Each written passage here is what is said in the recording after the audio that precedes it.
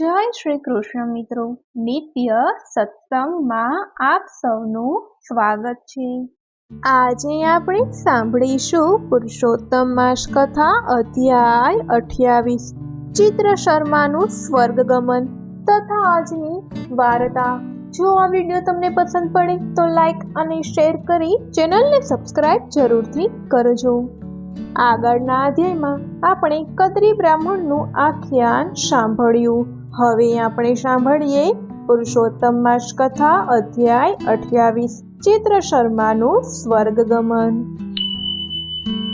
ધર્મરાજાની આજ્ઞા મુજબ પહેલા પ્રેત્યોની અને પછી બીજે જન્મે તે કાલંજળ નામના પર્વત ઉપર મુર્ગ તીર્થમાં વાનર થયો। નારદે પૂછ્યું, ભગવાન, આવો પાપી બ્રાહ્મણ બીજે જન્મે મુર્ગ તીર્થમાં કઈ રીતે જન્મ્યો? શ્રી નારાયણે કહ્યું, એના થોડા પુણ્યોને લીધે ચિત્રકુંડલ અને તારકા નામના વૈશ્ય દંપતીએ એક દિવસ પુરુષોત્તમ માસનું વ્રત કરી ઉત્થાપન કર્યું। ચિત્ર શર્માને પણ તેને ત્યાંથી દાન મળ્યું અને તેણે પુરુષોત્તમની પૂજાના દર્શન કર્યા। આ તેનું પુણ્ય હતું, જેના લીધે તેનો વાનર તરીકે મુર્ગ તીર્થમાં જન્મ થયો। આ વનમાં ફળ ફૂલ ભરપૂર હતા, પરંતુ આ પૂર્વ જન્મના પાપે આ વાનરને મોનો રોગ થયો, જેના લીધે તે ફળ ફૂલ ખાઈ શકતો ન હતો। એકવાર કૂદકો મારતા તે પડી ગયો હતો, હાડકું ભાંગી ગયું, જેથી એક જ જગ્યાએ 1 મહિના સુધી પડી રહ્યો। તે માસ પુરુષોત્તમ માસ હતો। પછી તે ઝાડ પર ચડ્યો અને કુંડમાં પડ્યો તો મરી ગયો। અનાયાસે પુરુષોત્તમ માસમાં તેણે સ્નાન લીધું, જેથી વિષ્ણુ ભગવાનના દૂતો તેને વિમાનમાં વૈકુંઠ લઈ ગયા। વાનરે પૂછ્યું, મારા કયા પુણ્યથી મને વૈકુંઠ લઈ જાઓ છો? દૂતોએ કહ્યું, પુરુષોત્તમ માસના વ્રતથી। આ સાંભળી તે ખુશખુશાલ થઈ ગયો। દેવલોકોએ વૈકુંઠમાં પણ તેની પૂજા કરી। તો મિત્રો, આ હતો પુરુષોત્તમ માસ કથા અધ્યાય 28। હવે આપણે સાંભળીએ આજની વાર્તા। મહામૂલો અવસર। ભૃગુ કચ્છનો રાજા ભૃગુસેન એકવાર જંગલના રસ્તે જઈ રહ્યો હતો। મનમાં એક ધ્યેય છે અને એ ધ્યેયને પાર પાડવાનો હૈયે હરખ છે। આવનાર તમામ સંકટોને પહોંચી વળવાની હામ સાથે એ બીજાનું દુઃખ દૂર કરવાના મનોરથો લઈને નીકળ્યો છે। રાજા ભૃગુસેન અત્યંત ભક્તિભાવવાળો પ્રજાપાલક। પ્રજાના નાનામાં નાના માણસને પણ જો કોઈ દુઃખ પડે, મુશ્કેલી આવી પડે તો તેને પોતાના તન મન ધનના જોખમે પણ આવી પડેલા સંકટને દૂર કરવાનો પ્રયત્ન કરે અને ત્યારે જ એના આત્માને આનંદ થાય। આવો પર દુઃખ ભંજન રાજા। પ્રજા પણ રાજાને દેવ મૂલ્ય માને। એ આખાય પંથકમાં પર દુઃખ ભંજન રાજા ભૃગુસેનના નામે જ ઓળખાય। કહે છે ને કે જેવો રાજા એવી પ્રજા। રાજા ભૃગુસેન ધર્મ ધ્યાન કરે, વ્રત જાપ કરે, ઉપવાસ કરે અને 3 વર્ષે આવતા અધિક માસ તો અચૂક નહાય। ભગવાન પુરુષોત્તમ રાય ઉપર એને અપાર શ્રદ્ધા, એટલે પૂર્ણ શ્રદ્ધા અને ભક્તિભાવથી પુરુષોત્તમ માસ કરે, ભગવાનની સેવા પૂજા કરે, કથા વાર્તા સાંભળે, ઉપવાસ કરે, દેવ દર્શન કરે, અન્નદાન વસ્ત્રદાન કરે, બ્રાહ્મણને જમાડે, દાન દક્ષિણા આપે, આમ વ્રત ઉપવાસ રાખે। આજે એ જ રાજા ભૃગુસેન પર દુઃખ કાજે જંગલમાં ચાલ્યો જાય છે। જતા જતા રસ્તામાં તેણે જોયું તો કોઈ એક કઠિયારા જેવો ઝાડની નીચે દબાઈને પડ્યો છે। જોતા જ ભૃગુસેને પોતાનો ઘોડો એ તરફ લીધો। જઈને જોયું તો પેલો માણસ હજુ જીવે છે। ભૃગુસેને આસપાસ નજર કરી તો પાસે જ દોરડું ને ઝાડ। તરત જ દોરડું લઈ એક છેડે ઝાડ સાથે બાંધી બીજો છેડો પોતાના ઘોડાની કમરે બાંધ્યો અને ઘોડાને ઈશારો કર્યો। ઘોડો જોર લગાવી દોરડું ખેંચવા લાગ્યો। રાજા ભૃગુસેને પણ ઝાડના થડને ધક્કો મારવાનું ચાલુ રાખ્યું। આમ ઝાડ ખસી ગયું। ઝાડનો ભાર ખસી જતા પેલાને રાહત થઈ। ભૃગુસેન એની પાસે ગયા, પોતાની મશકમાંથી થોડું પાણી પીવડાવ્યું અને પછી પૂછ્યું, હે ભાઈ, કોઈ વાકે વંટોળ જેવું દેખાતું નથી, પછી આ ઝાડ સાથી પડ્યું અને તું કોણ છે? પેલો કહે, હું પારધી છું। મારું કામ એકલ દોકલ વટે માર્ગોને લૂંટી લેવાનું છે અને શિકાર કરું છું। આમ મારી પત્નીને બાળકોનું ભરણ પોષણ કરું છું।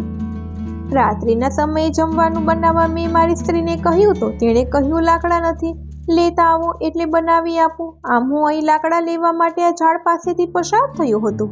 ત્યાં જ મેં ઝાડ નીચે એકદમ પ્રકાશ જોયો ને જોયું તો પ્રકાશમાં એક મણીનો હતો। અને એના અજવાળે એક નાગ આસપાસ આટા મારતો હતો. મને થયું, જો આ મણી મને ગમે તે પ્રકારે મળી જાય તો હું ન્યાલ થઈ જઈશ, અને હું એકદમ મણી તરફ દોડ્યો. નાગ થોડે દૂર હતો. મેં ઝડપ મારી મણી લઈ લીધો અને નાગના ડરે હું આ ઝાડ ઉપર ચડી ગયો. નાગ ફૂફાડા મારતો આવ્યો. મણી ક્યાંય દેખાયું નહીં. ત્યાં એની નજર મારા ઉપર પડી. ક્રોધનો માર્યો એ ઝાડ ઉપર ચડવાને બદલે ઝાડને ફેણ મારવા લાગ્યો. ભયંકર ક્રોધે ભરાયેલો નાગ અતિ વેગથી ફેણો મારવા લાગ્યો. લોહી લુહાણ થઈ ગયો અને મૃત્યુ પામ્યો. નાગને મૃત્યુ પામેલો જોઈ મને રાહત થઈ. છતાંય હું થોડી વાર ઝાડ ઉપર જ બેસી રહ્યો, પણ પછી મને ખાતરી થઈ કે હવે નીચે ઉતરવામાં વાંધો નથી.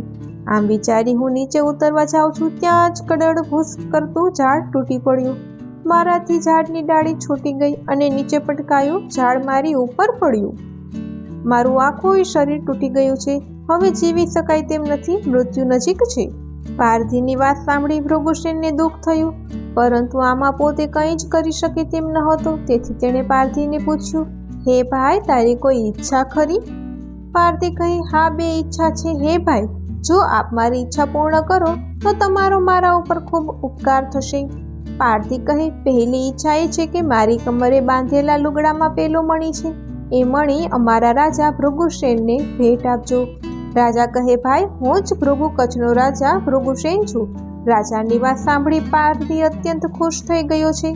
રાજાને કહે, મહારાજ, ધન્ય ઘડી, ધન્ય ભાગ. અંત સમયે મને આપના દર્શન થયા. મારે માટે આનાથી બીજો મહામૂલ્ય અવસર કોઈ હોય જ નહીં. આંખમાં આંસુ આવી ગયા છે. પારધી કહે, મહારાજ, મારી બીજા ઈચ્છા આખો જન્મારો લૂંટ કરી, પશુ પંખીનો શિકાર કરવામાં જ ગાળ્યો. નર્યું પાપ જ આચર્યું છે, કોઈ પુણ્ય કાર્ય કર્યું નથી, તેથી મારો મોક્ષ થશે નહીં. એકવાર આ જંગલમાં ગોવાળિયાઓ ભેગા થઈ કથા સાંભળતા હતા. હું એ સમયે પસાર થયો હતો. ત્યારે બ્રાહ્મણ બોલતો હતો કે પુરુષોત્તમ માસમાં વ્રતનો ઉપવાસ કરવાનો મહિમા અપાર છે. એનું ફળ અવશ્ય મળે છે. આ માસમાં કરેલા એક જ ઉપવાસના ફળ પ્રતાપે મોક્ષ મળે છે. હે મહારાજ, આજે મારા મૃત્યુ સમયે જો કોઈ મને પુરુષોત્તમ માસમાં કરેલ એક ઉપવાસનું ફળ અર્પણ કરે તો મારો મોક્ષ થાય. આ મારી બીજી ઈચ્છા છે. રાજાને થયું, એક પંથ અને 2 કાજ. જે મણીની શોધ માટે પોતે નીકળ્યો હતો તે મણી અનાયસે પારધી પાસેથી મળી ગયો. તેથી નગર શેઠની દીકરીની આંખે અડકાડવાથી તે દેખતી થઈ જશે અને નગર શેઠનું દુઃખ ટળશે.